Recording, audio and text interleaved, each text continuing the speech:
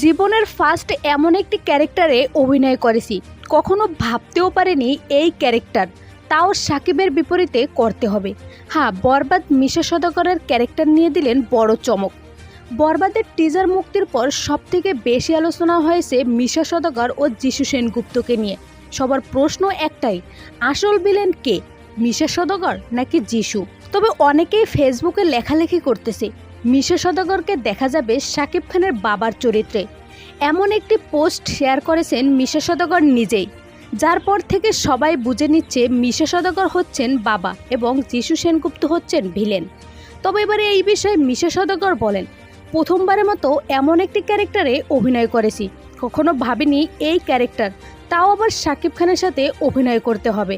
আমার 24 বছরের ইতিহাসে এই প্রথম এমন একটা জায়গায় দেখতে পাবেন, শুধু আমাকে নয় শাকিব খানকেও এই প্রথম এতটা হিংস্র হিসেবে দেখবেন।